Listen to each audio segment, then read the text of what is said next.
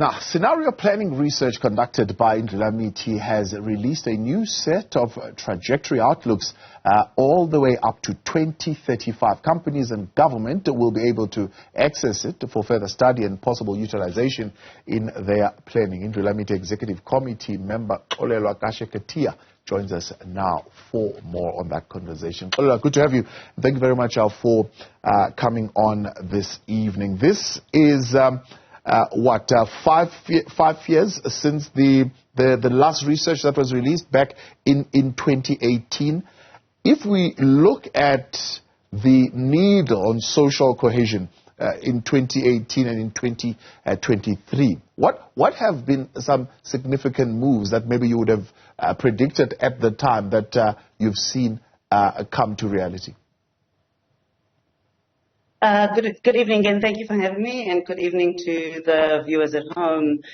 As you correctly state, we initially launched the Indlulamithi SA scenarios in 2018, and back then it was the main focus was social cohesion, with the horizon set at 2030 in alignment with the National Development Plan, but also the Sustainable Development Goals.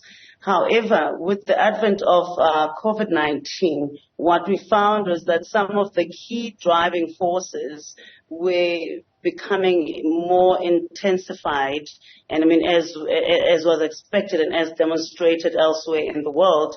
And in our case, it was in particular the key driving force on social inequality.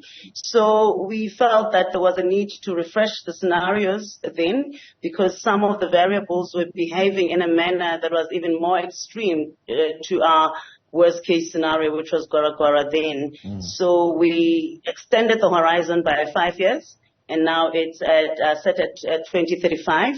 But also what we found is that we needed to actually consider seriously global phenomena such as the decoupling of the major economies in the world, and also pandemics, which are going to remain with us, as well as climate change, artificial intelligence, and so on. So those are the differences, really, but those then led us to a new set of key driving forces and new storylines. Yeah. Because one would want to ask, because I was actually going there, because a lot of what we were hearing is this Gwara state that is being imminent. And one would say, were we now deep in the Gwara state, where we're in the beginning stages of it, where were we in that state of Gwara? Well, when we launched the scenarios, the new scenarios on the 9th of November, we also went a step back by releasing the last results of the barometer, which was looking at the Gwara, Naila Walk, and Sipbushwa.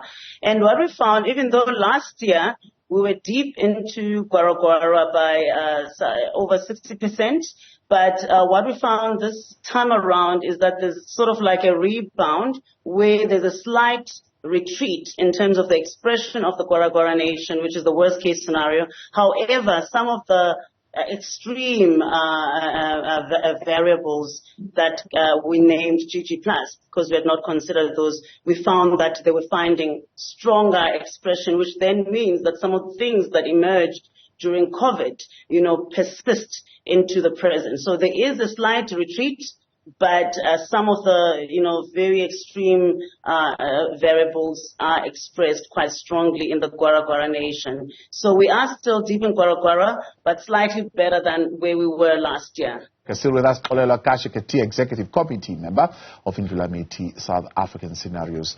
2035.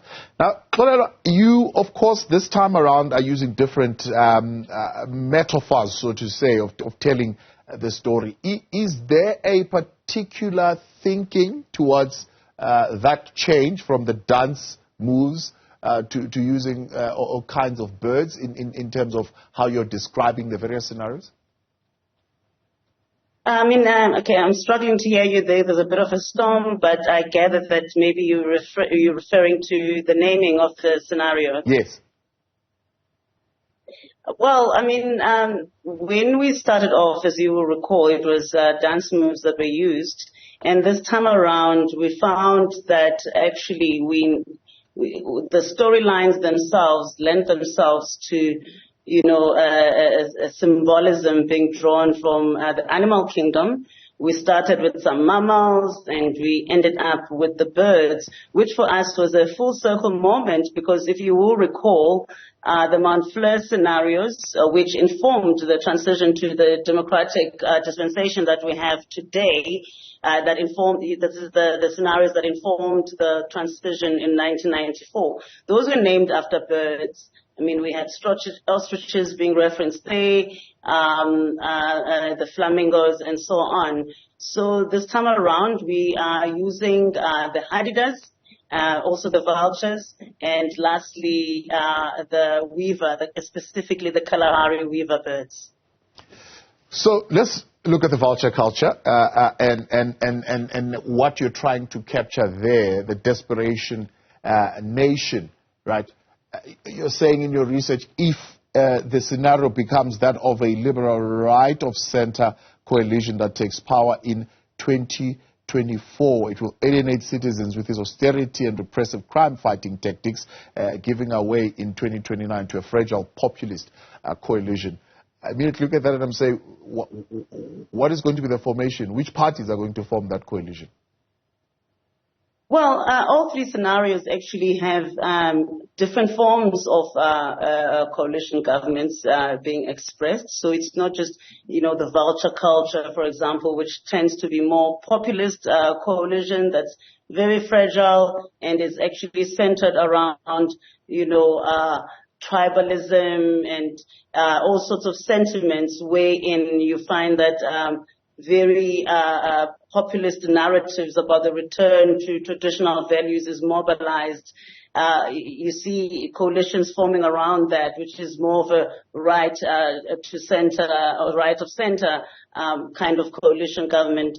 In the Hadidah, we find a more centrist coalition government that then governs South Africa, and this one is also very fragile and somewhat, informed or maybe drawn from, a sort of like a pseudo government of national unity. And lastly, also in the Weaver scenario, which is more positive, we still find an expression of coalition government there. However, this one is more progressive and it forms a Concord agreement and is more responsive to the demands of the citizenry. So as you can see, it's actually in one of the key driving forces in terms of the state and state institutions, and there is coalition governments, which to us point to the fact that we are going to have to deal with the reality of coalition government. So none of the three do not have a coalition government in place. It's just that how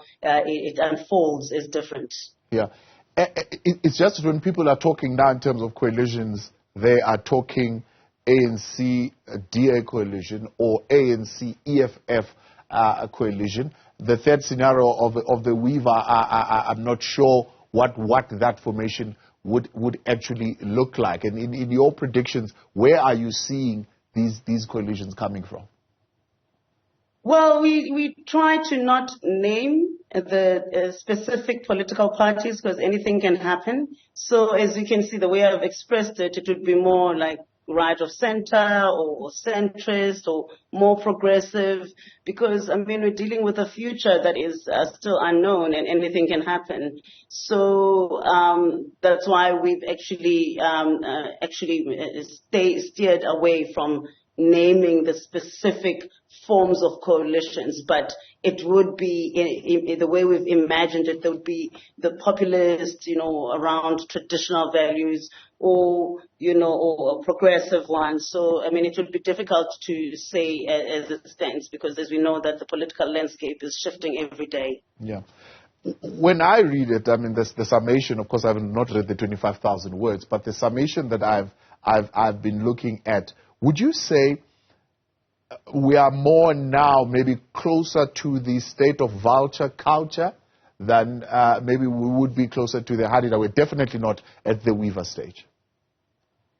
Yes, I think you're quite correct. They were definitely not at the Weaver scenario, but it is potential for it to be expressed, because the fact that it's a scenario, it's a likely pathway, but it depends on what we do now to get there. And maybe, I think, somewhat between Vulture and Hadidas, because the Hadida nation is really about the blame game. We're blaming the history, blaming black people, white people, politicians, business, and so on. So the blame game is the order of the day. It's a noisy democracy that is always bickering, just like the Hadidas.